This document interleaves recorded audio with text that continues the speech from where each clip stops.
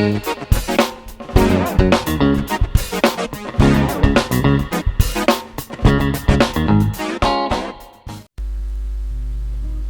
dibuka pada malam hari sesudah pernikahan kedua pasangan muda itu.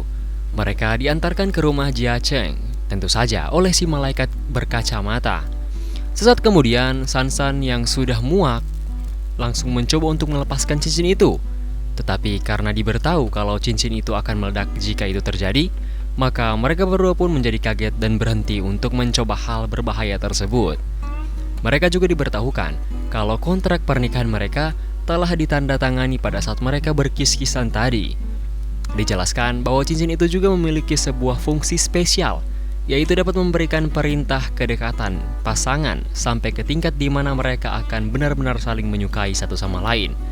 Dan ketika mereka tak mematuhi perintah itu, maka mereka akan dihukum. Setelah mendengarnya, Sansan pun langsung menatap Jia Cheng dengan tatapan membunuh, karena hanya ini satu-satunya cara bagi dia untuk keluar dari situasi ini, yaitu dengan membunuh Jia Cheng.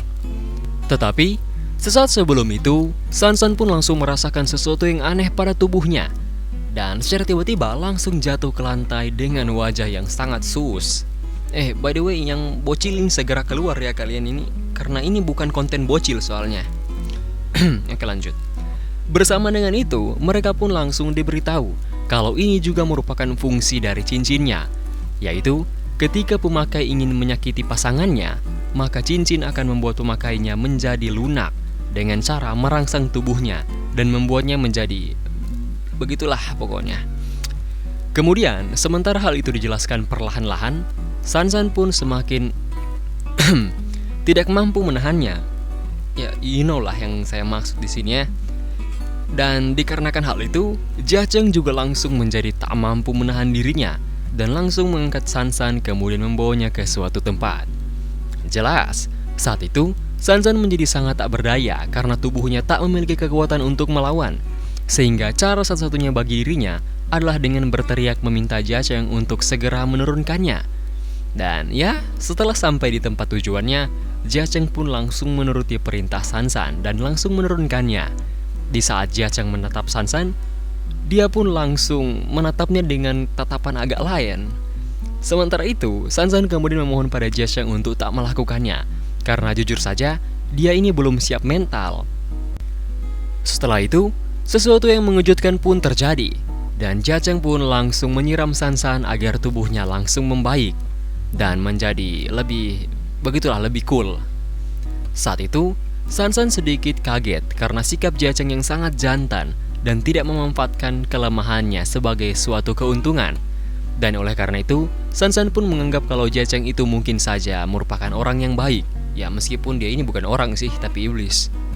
Dan jujur saja, Sansan sedikit kecewa karena mengira kalau dirinya kemungkinan tak memiliki pesona yang cukup untuk membuat Jia Cheng tertarik.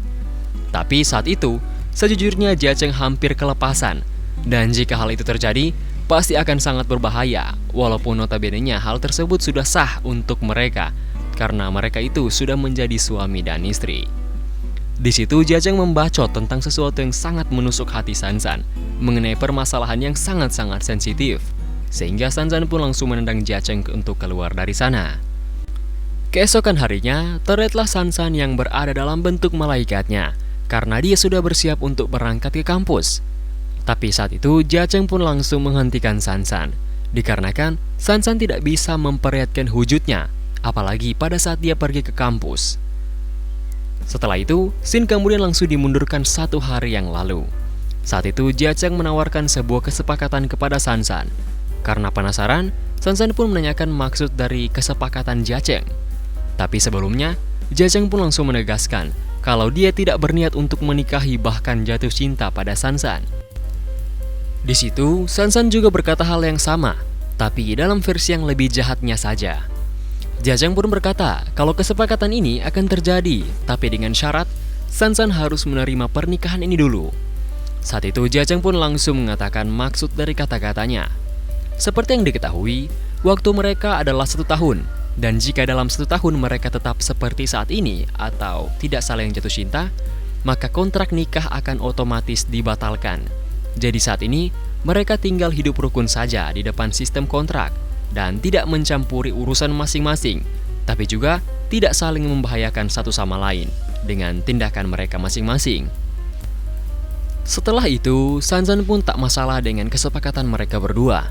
Tetapi, karena Jia Cheng sekali lagi membuat Sansan jengkel, mendadak sebuah pukulan pun langsung mendarat di samping kepala Jia Cheng.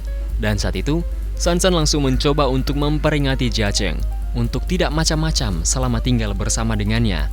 Kalau tidak, Jia Cheng pasti akan mokat, walaupun nantinya Sansan juga akan mokat bersamanya.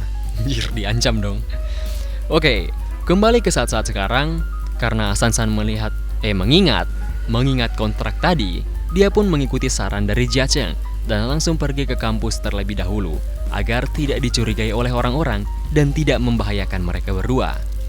Tentu, Jia Cheng memang merasa jengkel dengan perilaku Sansan yang sangat jutek gitu loh. Tetapi dia juga senang karena Sansan menyetujui kesepakatan itu. Jia Cheng ternyata berencana untuk memanipulasi dan perlahan-lahan menyiksa Sansan dari mentalnya sampai ke tubuhnya. Dan setelah itu berhasil, maka Sansan pasti akan merasakan betapa mengerikannya telah memprovokasi seorang iblis secara langsung.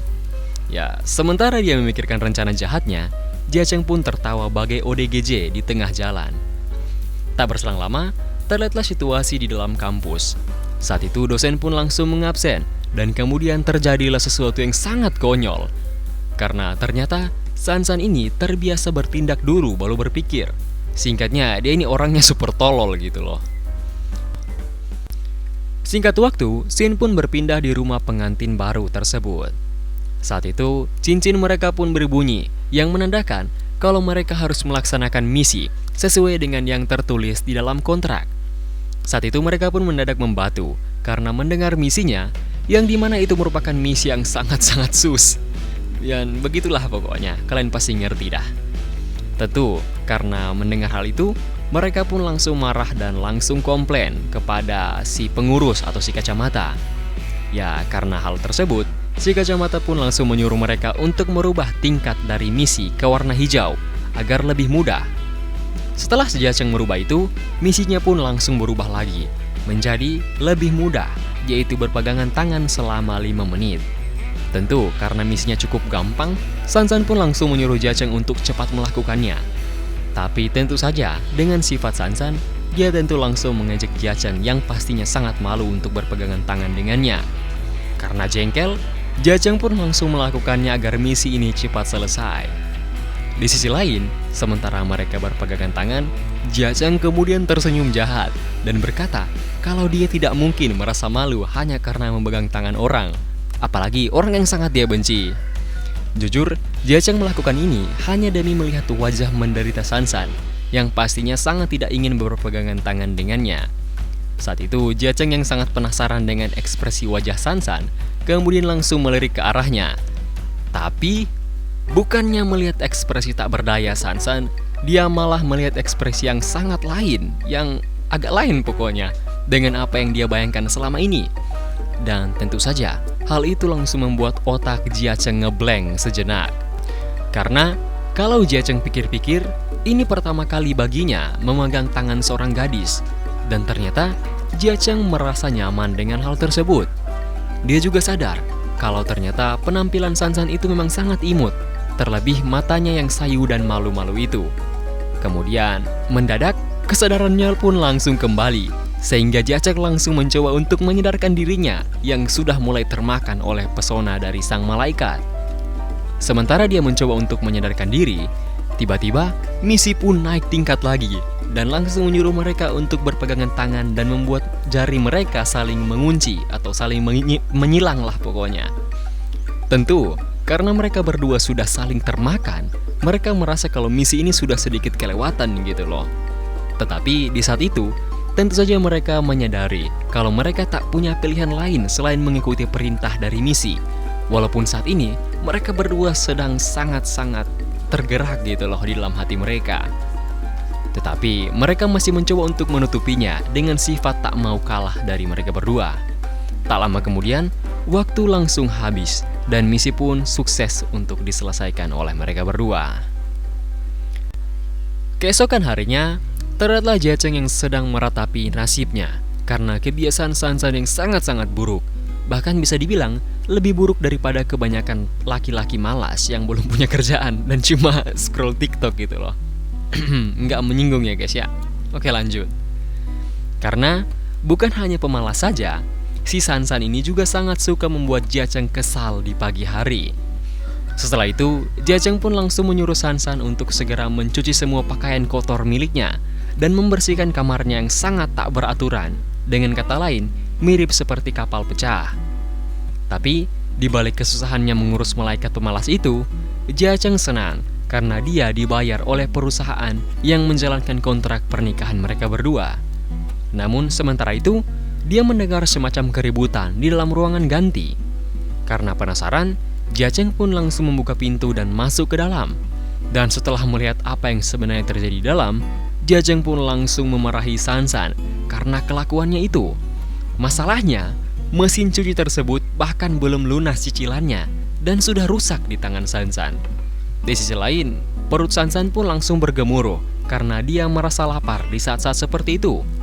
Dikarenakan Jia Cheng masih merasa kesal, dia pun langsung menyuruh Sansan untuk membuat makanannya sendiri karena dia ini bukanlah budak Sansan. Setelah itu, sementara Jia Cheng memperbaiki mesin cucinya, malaikat kacamata pun langsung menelponnya. Di saat itu dia pun langsung memberitahu Jia Cheng tentang sesuatu yang harus Jia Cheng waspadai selama dia tinggal bersama dengan Sansan. Dan itu adalah larangan untuk tidak membiarkan Sansan memasuki dapur apapun yang terjadi, bahkan jika dunia ini kiamat. Karena sesaat itu sudah terjadi, kemungkinan Jia Cheng hanya bisa menyesali tindakannya tersebut. Dan ya, jelas, sesaat setelah dia melihatnya secara langsung, Jia Cheng pun langsung berlutut di depan Sansan, kemudian memohon kepadanya untuk tidak mengacau dan membiarkan dirinya saja yang mengurus Sansan dalam segala urusan rumah tangga. Karena jika ini terus berlanjut, bisa-bisa mereka akan bangkrut dan tinggal di jalanan. Mendengar hal itu, Sansan pun langsung mengiyakan permintaan Jia Cheng. Dan setelah semua kekacauan itu selesai diperbaiki, tabungan milik Jia Cheng pun hampir ludes, dikarenakan dia harus membeli perabotan baru dan memperbaiki apartemennya yang sudah dirusak oleh Sansan. Singkat cerita, beberapa hari pun berlalu. Dan di pagi hari itu, Jia Cheng pun sedikit bangun kesiangan karena hari ini merupakan hari libur. Saat itu dia terdistrek dengan Sansan yang pada saat tersebut sedang menonton anime sambil chilling di depan TV mereka. Jelas, karena sifat Jia Cheng, dia pun langsung merebut puding milik Sansan dengan perlahan dan langsung memakannya tanpa rasa bersalah sedikit pun. Sansan yang melihatnya pun terdiam sejenak dan kemudian langsung melancarkan serangan kepada Jia Cheng.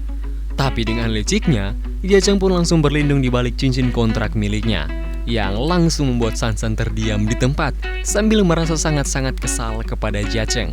Karena jika dia melancarkan serangan terhadap Jia Cheng yang adalah suaminya, maka dia akan jatuh dalam keadaan lemas seperti beberapa hari yang lalu. Tentu, karena sifat jahil dari Jia Cheng, kejailannya tak akan berhenti sampai di situ saja. Karena beberapa saat kemudian, Jia Cheng pun langsung berbuat kejailan lainnya yang tentu saja membuat Sansan menjadi sangat kesal dan berniat untuk memukul Jia Cheng.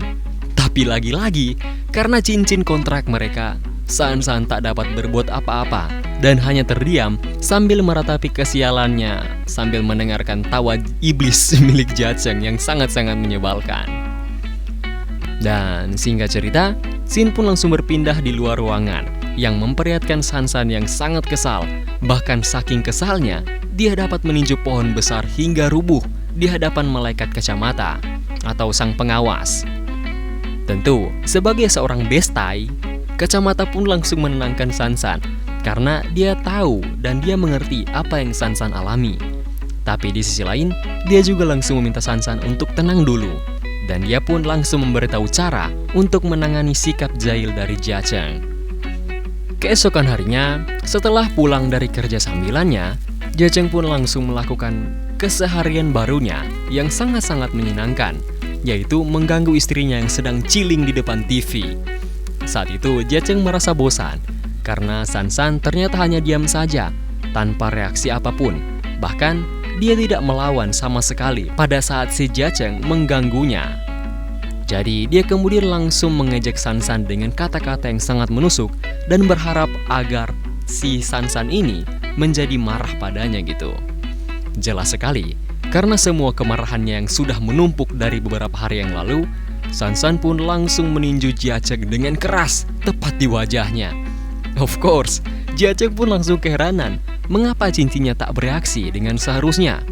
Namun sementara Jiacheng bertanya-tanya, Sansan pun berkata bahwa ada cara lain untuk menunjukkan cinta kepada pasangan, dan itu bisa saja berupa pukulan kasih sayang. Dan selama dia berpikir kalau yang dia lakukan adalah untuk memperbaiki pasangannya, maka cincin tidak akan bereaksi dan menganggap itu sebagai sebuah ungkapan cinta dari si Sansan. Tidak berselang lama, terlihatlah Jiacheng yang sudah babak belur dihajar oleh Sansan. Tapi tak sampai di situ saja, Sansan pun langsung mengambil action figure milik Jiacheng yang sangat dia sayangi. Dan setelahnya, Sansan langsung menjatuhkan benda berharga tersebut hingga hancur lebur berkeping-keping di hadapan Jiacheng. Dan ya, dikarenakan hal tersebut, Jiacheng pun langsung berteriak dengan penuh kemarahan kepada Sansan. Tetapi, hal aneh pun langsung terjadi pada dirinya sambil diiringi tawa jahat Sansan kepadanya. Alhasil, hal yang dirasakan Sansan dahulu langsung dirasakan juga oleh si Jiacheng. Tapi berbeda dengan Jiacheng waktu itu, Sansan kemudian masuk ke kamarnya dan tidak menolong Jiacheng. Kemudian memutuskan untuk tidur saja dan lalu membiarkan Jiacheng tersiksa di tempat itu sampai pagi.